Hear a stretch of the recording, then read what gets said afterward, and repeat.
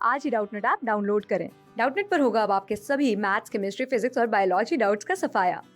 बस अपने क्वेश्चन की फोटो खींचो, उसे क्रॉप करो और तुरंत वीडियो सोल्यूशन पाओ। Download now. हेलो फ्रेंड, हमारे सामने क्वेश्चन है find the equation of tangent and the normal to the given curve at the indicated point. Equation of curve क्या दी हुई है? y is equal to cot square x minus two cot x plus two at x is equal to pi by four. तो हमसे x is equal to pi by four पे given curve पे हमसे equation of tangent और normal पूछ रहा है। तो हमको x is equal to pi by four दिया हुआ है, हम यहाँ से y की वैल्यू भी निकाल लेंगे। तो y की वैल्यू कैसे निकालेंगे? y is equal to cot square x minus two cot x plus two. अब हमसे x equal to pi by four पे पूछ रहा है कि टेंजेंट और नॉर्मल की इक्वेशन क्या होगी। तो उसके लिए हमें x is equal to pi by four पे वाई की वैल्यू पता होनी चाहिए। तो x is equal to pi by four पे वाई की वैल्यू निकालने के लिए हम कर्व पे x is equal to pi by four रख देंगे। चलिए सॉल्व करेंगे।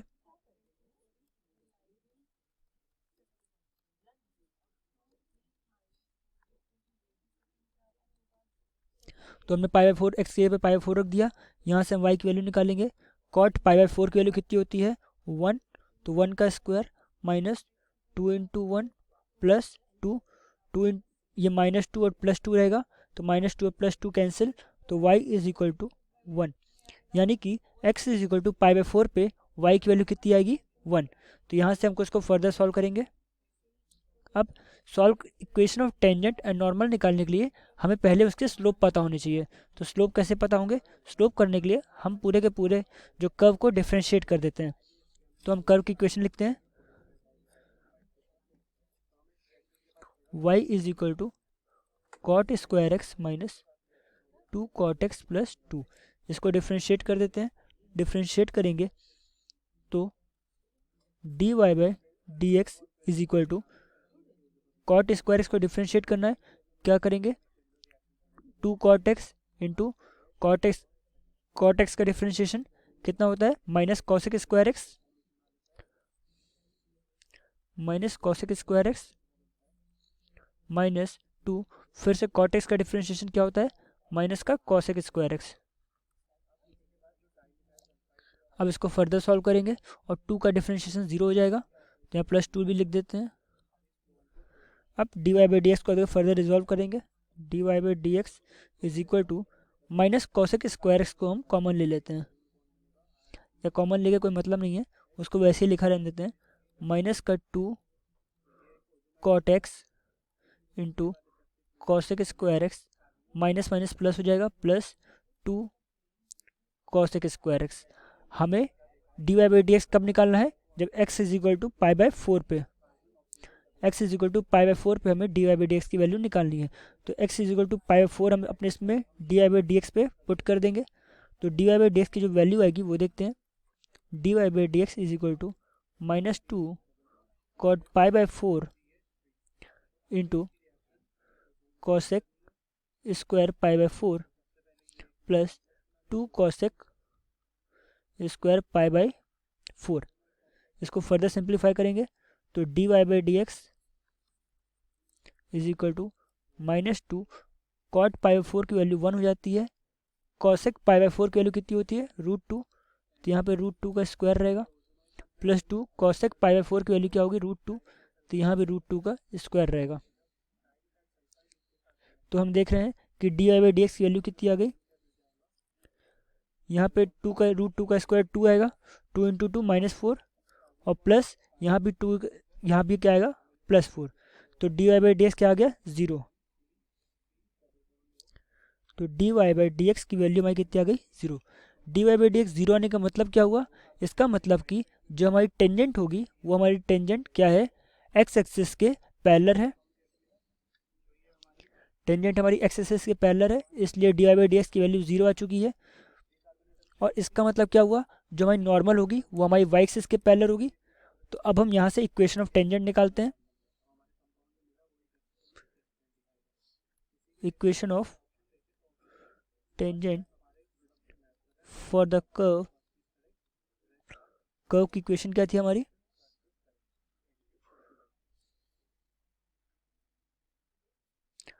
Cot square x minus 2 cot x plus 2, y is equal to cot square x minus 2 cot x plus 2। तो हम इक्वेशन ऑफ टेंजेंट लिखेंगे। इक्वेशन ऑफ टेंजेंट क्या होती है? स्लोप फॉर्म में इक्वेशन ऑफ टेंजेंट की जो इक्वेशन होती है वो होती है y is equal to M X plus C, Y is equal to M X plus C, where C क्या होता है? सी हमारा y एक्सिस पे कटा इंटरसेप्ट होता है, और m क्या होता है? m हमारी स्लोप होती है। टेंजेंट के लिए हमारे c की वैल्यू ऑलरेडी हमारे m की वैल्यू 0 है, तो टेंजेंट के लिए y इज इक्वल टू सी, ये हमारी टेंजेंट की इक्वेशन होगी, क्योंकि m की वैल्यू क्या है? 0, टेंजेंट इक्वेशन। अब हमें पॉइंट कौन कौन से दिए हुए थे? पॉइंट हमारे थे x की वैल्यू π/4 और y की वैल्यू 1 हमने निकाली थी, तो हमारे पॉइंट्स के कोऑर्डिनेट क्या हो गए? पॉइंट्स कोऑर्डिनेट ये हमारे कितने हो गए? x की वैल्यू में π/4 गिवन है और y की वैल्यू ने 1 निकाली थी, तो हमारे पॉइंट्स के कोऑर्डिनेट π/4, 1 है। क्योंकि हमारी टेंजेंट इस पॉइंट से पास हो रही है, मतलब कि इसको सेटिस्फाई करेगा, तो हम वैल्यू रख देते हैं, जिससे में c की वैल्यू आ जाएगी। तो y की जगह पे 1 रख देंगे, तो c की वैल्यू में कितनी आ गई? 1। तो इस तरह से इक्वेशन ऑफ टेंजेंट क्या आ गई हमारी? फाइनल आंसर लिखेंगे, इक्वेशन ऑफ टेंजेंट, इसकी वैल्यू कितनी आ जाएगी हमारी? y is equal to 1। तो अब हम इक्वेशन ऑफ नॉर्मल लिखेंगे। इक्वेशन ऑफ नॉर्मल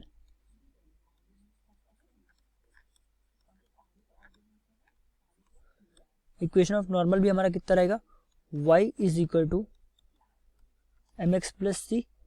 अब इसमें स्लोप m की वैल्यू कितनी होगी? स्लोप m की वैल्यू होगी, हमें पता है कि अगर टेंजेंट का स्लोप m होगा तो स्लोप ऑफ नॉर्मल कितना होगा? 1/-m। ये हमको प्रॉपर्टी पता है कि टेंजेंट और नॉर्मल का slope m cross m is equal to -1 होता है। ये टेंजेंट और नॉर्मल के स्लोप की प्रॉपर्टी है।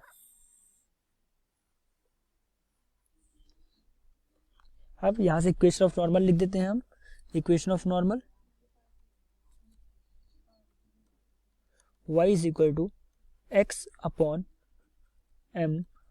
Plus C. इसको हम फर्दर सॉल्व कर देंगे, तो यहाँ पे m को हम y के साथ भेज देंगे। my is equal to -x plus C. हमारे पॉइंट्स कौन कौन से थे? इसमें हम वैल्यूज रख देते हैं। m की वैल्यू हमारी 0 आई थी, m की वैल्यू हमारी 0 थी, और x, y की वैल्यू कितनी थी? x की वैल्यू थी π/4, y की वैल्यू कितनी थी? y की वैल्यू 1। हम सारी वैल्यूज पुट कर देते हैं और हमारा फाइनल आंसर आ जाएगा। m की वैल्यू 0, तो y की वैल्यू भी 0 हो जाएगी। x की वैल्यू माइनस का π/4 प्लस c, तो c की वैल्यू में कितनी आ गई? c is equal to π/4। तो c की वैल्यू मिलने के बाद अब हम अपने इक्वेशन ऑफ नॉर्मल लिख सकते हैं। इक्वेशन ऑफ फाइनल आंसर लिखेंगे। Equation of normal will B equation of normal, वो हमारी कितनी थी? x इज इक्वल टू सी आई थी। कहाँ से? यहाँ पे m की वैल्यू हमारी 0 हो गई थी, तो यहाँ से x is equal to C आया था इक्वेशन ऑफ नॉर्मल, और c की वैल्यू है π/4। तो equation of final answer, equation of normal will be x is equal to π/4। दोनों आंसर हो गए। आई होप आपको समझ में आए होंगे। Thank you. क्लास 6 से 12 से लेके नीट, IIT, JEE मेंस और एडवांस के लेवल तक 10 मिलियन से ज़्यादा स्टूडेंट्स का भरोसा। आज ही डाउनलोड करें डाउटनेट ऐप या व्हाट्सएप कीजिए अपने डाउट्स 8400 400 400 पर।